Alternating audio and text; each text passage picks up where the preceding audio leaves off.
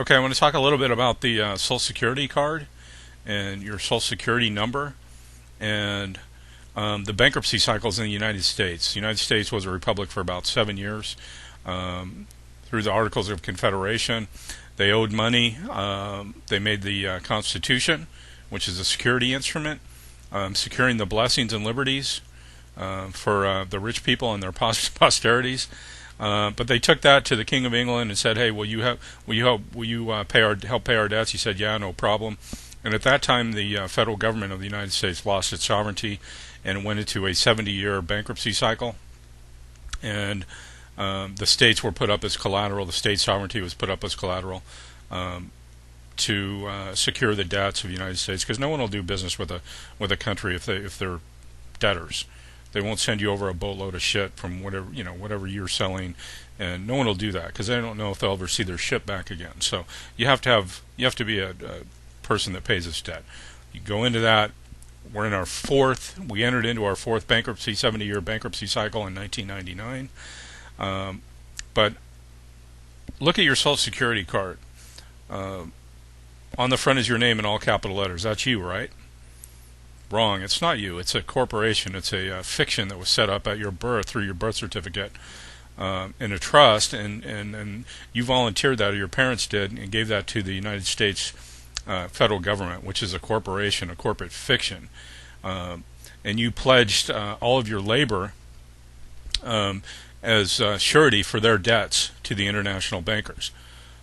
So that's why on your paycheck they take out the federal income tax. The IRS does, and that goes to the IRS. All of that money is given to the Federal Reserve Bank, or the Federal Reserve Bank, or gosh, I can't think of the other one above that, but they collect all that tax money. Every cent of it, every red cent of it, goes to these bankers as interest to money that was lent to a private company known as the United States of America.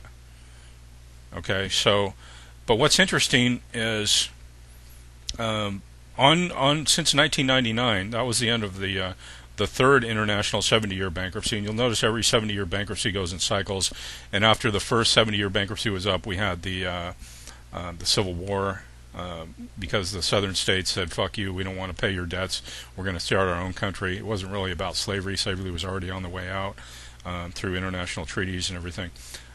Fast forward another 70 years, you get into the 1929 stock market crash.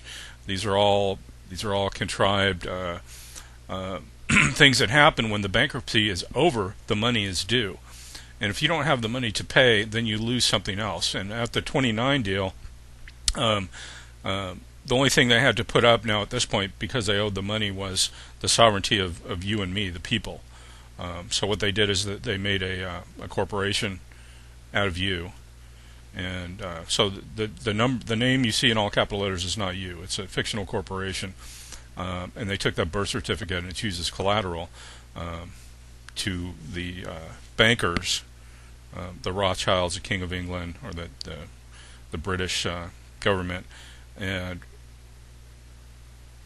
they pledged you, or you actually volunteered for it, and they give you some small privileges and benefits. But in 1933, they took all the gold out of circulation through House Joint Resolution 192 and gave you Federal Reserve notes. So you had to turn in all the gold and silver, and you got a Federal Reserve note, which is a fiat currency. It's money loaned, it's debt. And when you're born, they set up your birth certificate, and that account goes towards a collateral, and it's worth a certain amount of money. So the banks will loan you a certain amount of money for each birth certificate that you apply. They figure, well, the life throughout the 50 years or how long you're going to work, you're probably going to be worth about this much money to the bankers, and then that money is then loaned to government. And people, you can say what you want, is it good, is it bad, but it just is. It's what it is. But your birth certificate account is set up. It's a bond, and the bond is traded just like anything else on the stock market. And you can research that. But the bond has a number. It's an account. And if you look at the back of your Social Security card, if you have one that's older from 1999 forward, there's a series of red numbers with a letter in front of it. And that's basically the same thing if you look at a $1 bill. They'll have basically the same 8 numbers in a letter. Now the letter corresponds to one of the 12 Federal Reserve banks in the country. So I have an E, and mine is held at the Richmond, or I think the North Carolina Federal Reserve Bank. I could be wrong. I think it's Charlotte. And the numbers after that, that's your account number. Now what you'll find is that the Federal Reserve Bank that holds your account, the letter, now that corresponds with a corresponding routing number. So it's basically a checking account number. If I have all of the routing numbers for every Federal Reserve Bank, so what you could theoretically do is pay all of your bills, because they took all the money out of circulation. There is no money. But they gave you a remedy, which is the ability to discharge all your debts dollar for dollar. They just didn't tell you that. And through the school system, and you're led to believe that this is how the system works, but it's really kind of backwards, because the country is bankrupt. The whole place is owned by international bankers.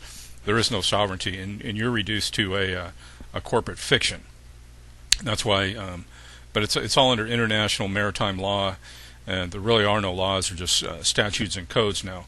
But what you can do, and this is really new technology, is you take the routing number. Mine is E, and I have the routing number, and then I have the account number, which is the corresponding numbers after the E, and this is in red on the back of your Social Security. You could hypothetically use that to pay a bill. Like if someone wants an ACH or a check number over the phone, you could use that, and it'll actually work. People are actually using this, and it actually works to pay your bills, pay your house, pay your car, whatever, any bills that you have. So what you would do is you get the routing number, and then the corresponding numbers after the letter on the back of your Social Security card is the actual account number, and you could basically write checks off that. I just wanted to get that out there. You can go on to